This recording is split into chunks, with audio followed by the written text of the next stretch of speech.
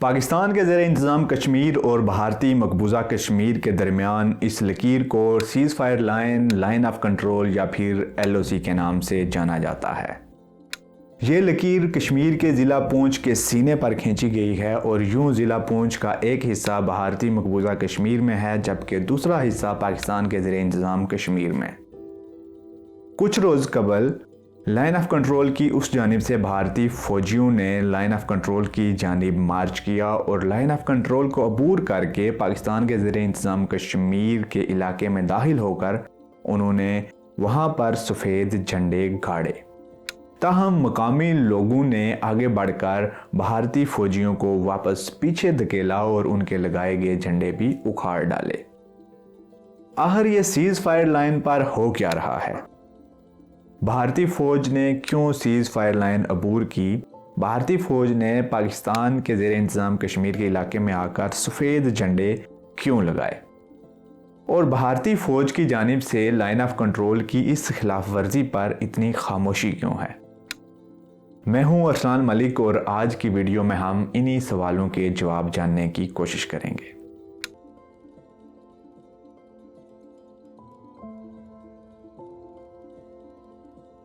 फरवरी 2023 का आखिरी हफ्ता चल रहा था कि एक रोज़ लाइन ऑफ कंट्रोल के मुल्हिका इलाके तेतरी नोड के लोगों ने देखा कि सामने से भारतीय फ़ौज सफ़ेद झंडे उठाए लाइन ऑफ कंट्रोल की जानिब बढ़ रहे हैं। कुछ ही देर में लाइन ऑफ कंट्रोल क्रॉस करके वो पाकिस्तान के ज़ेर इंतज़ाम कश्मीर में मौजूद थे, लेकिन दूसरी जानिब पाकिस्तान की आर्मी के कुछ पर्सनल और पुलिस एहलकार भी वहाँ पर मौजूद थे, जिस वजह से मकामी आबादी में ज़्यादा तशवीश नहीं पाई गई और उसको एक रूटीन की मीटिंग समझा गया। यह मीटिंग कुछ मिनट तक जारी रही और फिर दोनों अफवाज वापस पीछे चली गई। अभी एक दिन ही गुजरा था कि तेतरी नोड के रिहायशियों ने ऐसा ही एक और मंजर देखा। एक दिन के बाद भारतीय फ़ौज के एहलकार एक बार फिर सफ़ेद झंडों के साथ लाइन ऑफ कंट्रोल की जानिब बढ़ते हुए दिखाई दिए, लेकिन इस बार भारतीय फ़ौजियों की तादाद ज़्यादा थी। भारतीय फ़ौज जो लाइन ऑफ कंट्रोल की जानिब बढ़ते गए, तेतरी नोड के रिहायशियों की जो तशवीश थी वो भी बढ़ती गई कि आखिर ये मामला क्या है। भारतीय फ़ौज एक बार फिर पाकिस्तान के ज़ेर इंतज़ाम कश्मीर के इलाके में पहुँचे और वहाँ पर आकर उन्होंने अपने सफ़ेद कलर के झंडे गाड़ना शुरू कर दिए। ये सारा सीन देखने के बाद जो मुकामी आबादी थी उनमें तैश आ गया। खुसूसन वहाँ पर जो दरियाए पुंछ में मज़दूर काम कर रहे थे, वहाँ से रेत निकाला जाता है। वो जो मज़दूर थे सबसे पहले रेजिस्टेंस उन लोगों ने शो की और उनके साथ कुछ ही देर में अवाम इलाका और भी जमा हुए और यूँ तकरीबन 200 के लगभग लोग वहाँ पर इकट्ठे हो गए और वो ये मंज़र सामने देख रहे थे कि भारतीय फ़ौज वहाँ पर सफ़ेद रंग के झंडे गाड़ रही थी। अवाम इलाका से ये बात बर्दाश्त नहीं हुई और वो आगे बढ़े और आगे बढ़ते हुए उन्होंने नाराबाजी भी शुरू कर दी और वो लाइन ऑफ कंट्रोल की जानिब बढ़ना शुरू हो गए और लाइन ऑफ कंट्रोल के पास जहाँ पर भारतीय फ़ौज उस वक्त झंडे गाड़ रही थी वहाँ पर वो लोग जाने की कोशिश में लग गए और उनकी इस कोशिश की वजह से वो जब आगे बढ़े और उनका जोश और जज्बा देखा गया तो भारतीय फ़ौज ने वापस पीछे मुड़कर अपनी राह ली और झंडे लगाकर वहाँ से पीछे चले गए। यूँ जो मकामी आबादी थी उन्होंने सक्सेसफुली भारतीय फ़ौज को वहाँ से पीछे धकेल दिया और मकामी आबादी के लोगों ने वहाँ जाकर जो भारतीय फ़ौज ने सफ़ेद रंग के झंडे गाड़े हुए थे वो भी उखाड़ डाले और यूँ जो भारतीय फ़ौज थी वो एक बार फिर लाइन ऑफ कंट्रोल के उस पार चली गई और यूँ जो एक तशवीश थी वो मज़ीद बढ़ गई। और यहाँ पर कुछ सवालों ने जन्म लिया कि आखिर भारतीय फ़ौज इस तरीके से लाइन ऑफ कंट्रोल अबूर करके क्यों आई पाकिस्तान के ज़ेर इंतज़ाम कश्मीर के इलाके में और वो सफ़ेद रंग के झंडे लगाकर क्या साबित करना चाहते थे और उन्होंने ऐसा क्यों किया। और सबसे बड़ा सवाल कि लाइन ऑफ कंट्रोल की इस खिलाफ वर्जी पर इतनी खामोशी क्यों है। इन सब सवालों का जवाब जानने के लिए हमें थोड़ा सा तारीख में झांकना पड़ेगा। मैं आपको लिए चलता हूँ सन 1972 में, जब 1971 की जंग ख़त्म हुई, पाकिस्तान और इंडिया के दरमियान ये जंग हुई और उस जंग के बाद जो पाकिस्तान के उस वक्त के सदर थे जुल्फ़िकार अली भुट्टो, वो भारत तशरीफ़ ले गई और भारत की वज़ीर-ए-आज़म उस वक्त की इंदिरा गांधी के साथ एक मुआहदा तय पाया। इस मुआहदे को शिमला एग्रीमेंट या फिर शिमला मुआहदे के नाम से जाना जाता है।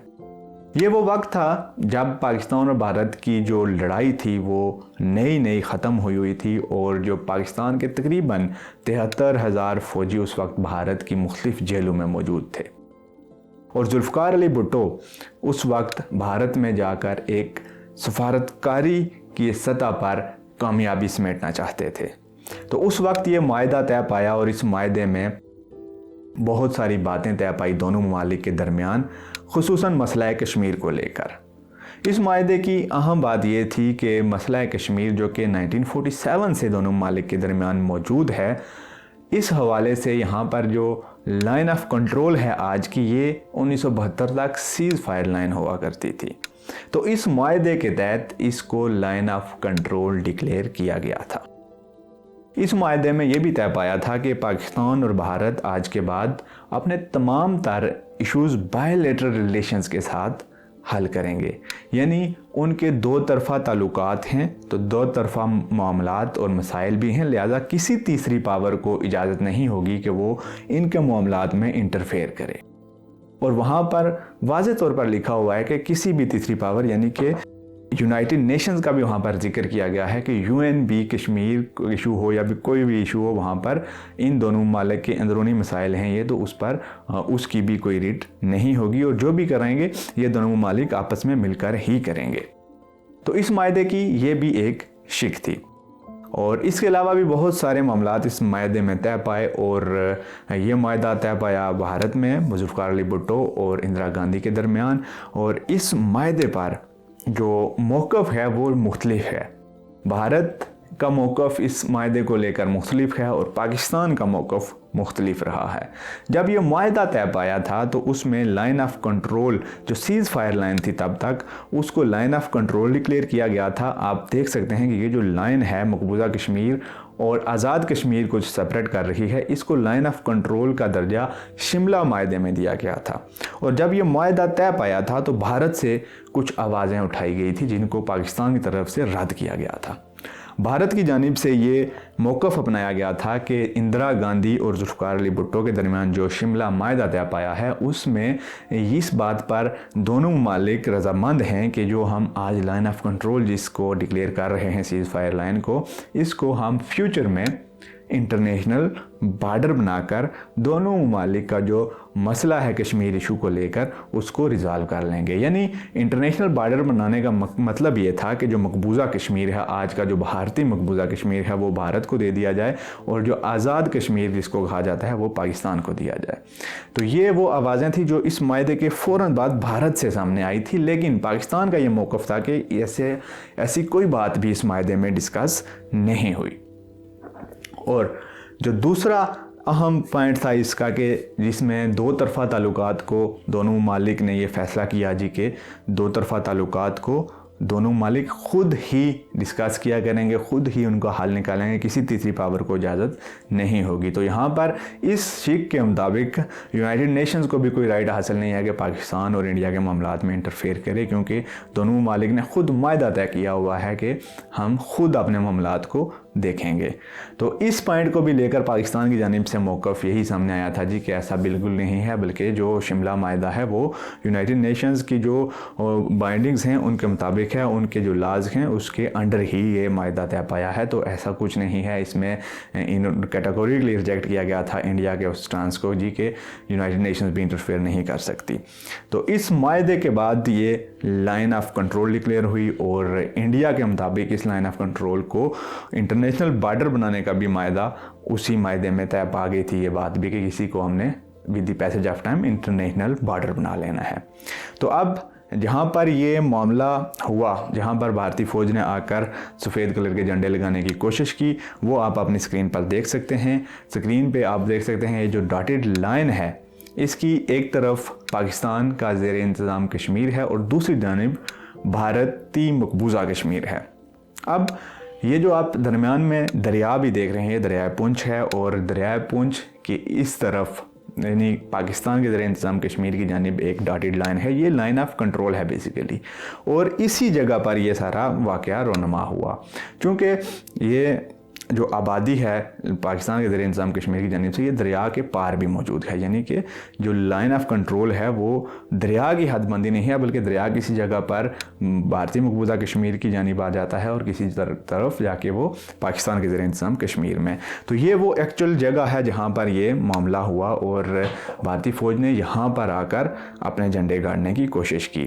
तो ये जो जगह है जो डॉटेड लाइन से पार मकबूजा कश्मीर की जानिब जगह है, यहाँ ये जगह हमेशा से लेके पाकिस्तान के ज़रिए इंतज़ाम कश्मीर में तस्वर की जाती थी। अगर हम इसको मैप से हट कर देखें वहाँ पर जाकर, तो यहाँ तक पाकिस्तान के ज़रिए इंतज़ाम कश्मीर में रहने वाले लोग यहाँ तक जाते थे, यहाँ पर वो अपना काम भी करते थे। दरिया से रेत निकालने का एक बिज़नेस है वो भी यहाँ से हमेशा से जारी रहता है। तो अब अगर हम देखें तो जो भारतीय फ़ौज ने मूवमेंट करके वो आगे आए, तो वो आगे आने के बावजूद इस डॉटेड लाइन से पीछे ही थे। और यहाँ से ये ज़ाहिर होता है कि ये जो डॉटेड लाइन है, ये जो मायदा तय पाया था शिमला मायदा, उसके मुताबिक ये बाउंड्री खींची गई थी। और अब इस बाउंड्री के ऊपर आकर फेंसिंग करने की कोई कोशिश की जा रही है, या फिर यूँ कहा जा सकता है कि जब भारत की जानिब से इस बाउंड्री तक अपना जो असर रसूख है उसको कायम करने की कोशिश की जा रही है। और ये उस मायदे के तहत ये एक पेशरफ्त सामने आई कि वो सफ़ेद रंग के झंडे लेकर पहले आए, उन्होंने आके मीटिंग की, जिस मीटिंग में डेफिनेटली यही चीज़ें डिस्कस हुई होंगी कि जी ये शिमला एग्रीमेंट के तहत यहाँ तक जो एरिया है ये हमारा है। और फिर उसके बाद ये पेशरफ्त सामने आई कि उन्होंने आके वहाँ पर झंडे लगाए। अगर झंडे उधर लगाए जाते और वहाँ पर जो अवामी रद्द-ए-अमल था वो सामने ना आता, तो डेफिनेटली यहाँ तक बाउंड कर दिया जाता पाकिस्तान के ज़रिए इंतज़ाम कश्मीर के लोगों को कि वो इससे आगे नहीं जा सकते।